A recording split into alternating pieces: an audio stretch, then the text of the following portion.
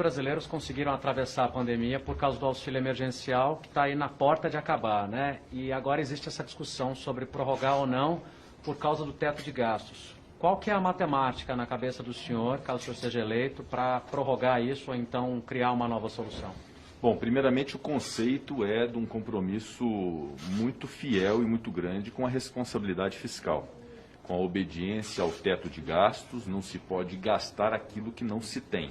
Então esse compromisso é um compromisso que nós temos de responsabilidade fiscal, alinhados, obviamente, com o governo federal também nesse sentido, para evitar que haja um incremento do déficit público de maneira mais severa. No entanto, nós temos que reconhecer, a pandemia não terminou, há pessoas alcançadas de maneira muito severa pela pandemia e que demandam uma assistência do Estado.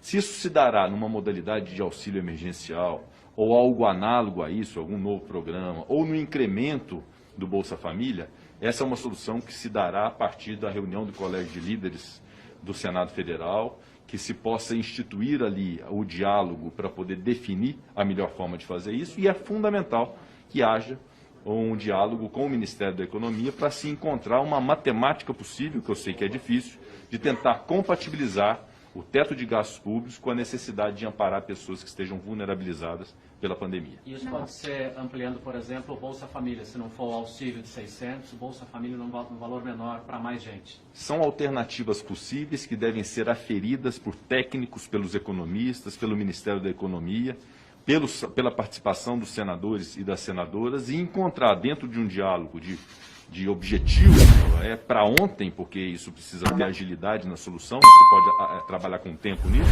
para que a gente encontre qual o melhor mecanismo. O fato é que precisamos compatibilizar a responsabilidade fiscal, o teto de gastos públicos, que para mim é algo muito importante, com essa necessidade de amparar pessoas realmente necessitadas em decorrência da pandemia. A gente tem algumas propostas relevantes aí, consideradas prioritárias pelo governo federal, como a PEC emergencial, né, senador? Caso o senhor vencendo a disputa e assumindo, isso é um compromisso de já colocar para análise? Outras reformas também devem chegar ao Senado, como a administrativa e tributária? Como é que fica isso? Eu, hora nenhuma, vou impor a minha vontade pessoal, a minha percepção sobre aquilo que é bom, sobre a vontade dos senadores. Para isso, nós temos o Colégio de Líderes do Senado, que se reunirá para definir a pauta do Senado Federal de contribuição para o Brasil. Vou buscar o máximo possível o alinhamento com os demais poderes, inclusive, especialmente com o poder executivo, e uma das possibilidades é a PEC emergencial, além da PEC da revisão dos fundos públicos, além da PEC do Pacto Federativo, que compõe esse plano Mais Brasil, além também da reforma tributária, da reforma administrativa. O fato é que nós vamos precisar trabalhar e agir para poder cumprir essa etapa do crescimento do Brasil. É um trinômio que nós vamos trabalhar, que é o da saúde pública, do desenvolvimento social e do crescimento econômico do Brasil. Essa será a prioridade absoluta da gestão do Senado Federal. Senador, o senhor falou sobre essa questão do Colégio de Líderes. Eu me lembro que em 2019, mesmo antes da pandemia, uma das reclamações dos senadores era que não havia nem Colégio de Líderes. Eu cheguei a contar, ficamos quase 3 meses sem reuniões, e também reunião da mesa, passamos quase o ano todo sem. Alguns senadores me disseram que isso seria um compromisso do senhor, e para remendar, se o senhor é candidato ao governo, candidato ao Davi, como que o senhor se denomina?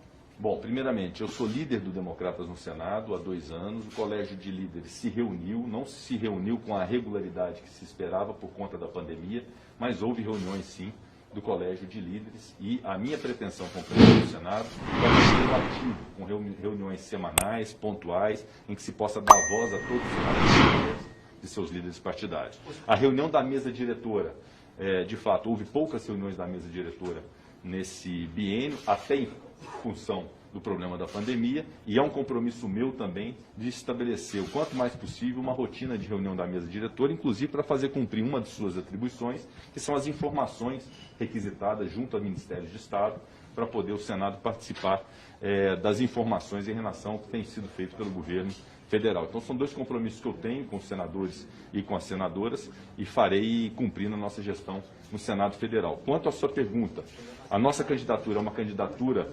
constituída por uma indicação de um partido político, que é o Democratas, com o apoio de quase uma dezena de partidos políticos no Senado Federal, de senadores e senadoras, numa rede grande de aliança que vai de oposição à base de governo, que vai de esquerda à direita, e eu acho que isso é uma grande oportunidade, singular mesmo, de nós buscarmos a pacificação e uma pauta de consenso para o Brasil. Então nós vamos aproveitar esse momento em que conseguimos angariar tantos diferentes apoios dentro de um propósito comum para fazer a melhor gestão possível no próximo biênio no Senado Federal. O senhor esteve com o presidente na véspera do Natal e é o candidato defendido por ele publicamente, inclusive. Eu queria a opinião pessoal do senhor sobre dois aspectos que são muito caros ao presidente. A questão armamentista, né, que faz parte daquela pauta de costumes dele, e as dúvidas que o presidente coloca com relação ao sistema da urna eletrônica no país. De fato, no dia 24 de dezembro, fizemos uma reunião com o presidente Jair Bolsonaro, acompanhado do presidente Davi Alcolumbre, e ali nós tratamos inclusive da sucessão, e quero apenas afirmar que a nossa candidatura é uma candidatura do Senado Federal, ela pertence aos senadores e às senadoras, e houve uma manifestação de simpatia por parte do presidente da República a essa nossa candidatura, como houve o apoio também do PT, do PDT, de partidos de oposição. Então, essa é uma sinalização muito positiva que nós vamos poder construir uma pauta comum, de essência comum, para bem dos brasileiros. Todo mundo quer gerar emprego, todo mundo quer ver o desenvolvimento da nossa indústria, todo mundo quer ver reformas que sejam importantes para corrigir distorções e combater privilégios. Então, essa é uma pauta comum que nós temos que apartar as divergências, diminuir os atritos e seguir adiante no Senado Federal. A sua segunda pergunta foi quanto a dois temas específicos.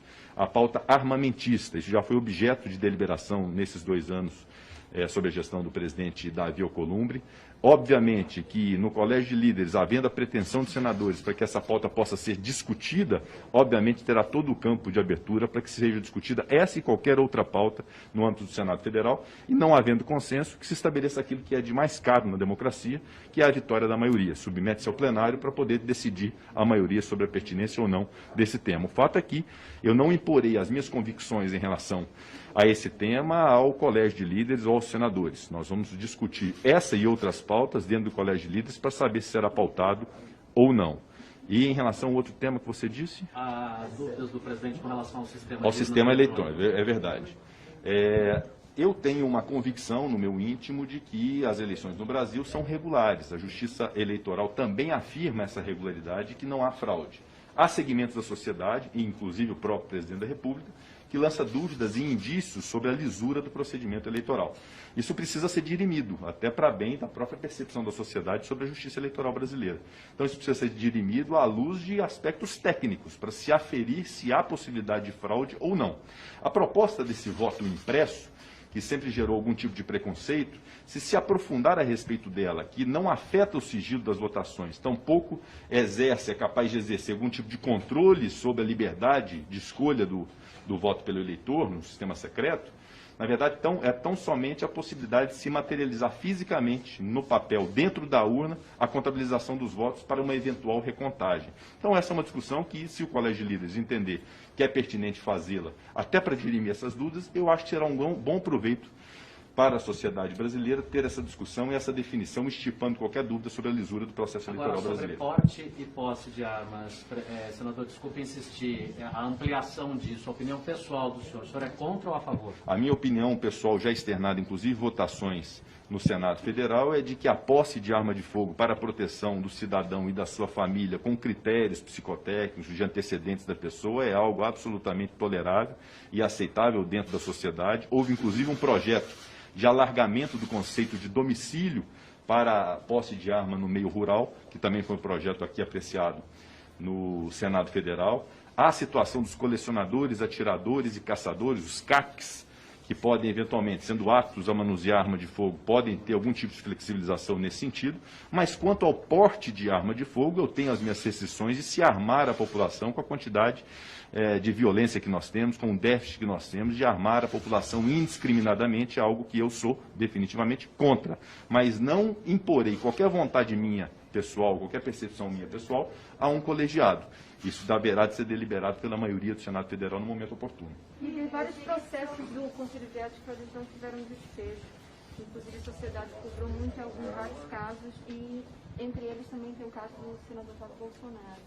E aí eu queria saber, você assumindo, qual seria a previsão de retorno do Conselho de Ética? Isso seria possível? Ou seria possível equacionar isso aí por meio de sessões virtuais, porque é uma coisa que chegou a ser colocada, mas que acabou não indo para frente. O Conselho de Ética, como os demais órgãos do Senado Federal, tem a sua importância evidente. O Conselho de Ética, ainda mais pela sua independência, são membros eleitos, portanto, têm mandatos que garantem a eles independência, mas o funcionamento do Senado Federal é evidente, ficou comprometido em 2020 em razão da pandemia, priorizou-se as sessões remotas do plenário, as comissões não funcionaram, o Conselho de Ética não funcionou, outros órgãos da Casa também não funcionaram, e o Conselho de Ética, por sua característica e pela discussão que ele trava de processos disciplinares, impõe-se a reunião física presencial para essas deliberações. De modo que agora, com o anúncio da vacina, é uma grande esperança nacional de que essa vacina possa ser alargada para toda a população e imunizar a população brasileira. Eu acredito muito e pretendo que nós possamos voltar ao sistema presencial do Senado, ao pleno funcionamento do Senado e, evidentemente, o Conselho de Ética, como todos os demais órgãos, funcionarão na sua plenitude. Então, no caso, só depois da vacina, que a gente já tiver um número de senadores. Na verdade, eu prefiro dizer, depois do retorno das atividades presenciais. Aí se instalará o Conselho de Ética, como também as comissões temáticas permanentes da Casa. Obviamente que nós vamos ouvir os especialistas, os infectologistas, e ter toda a segurança sanitária para o retorno das atividades presenciais do Senado.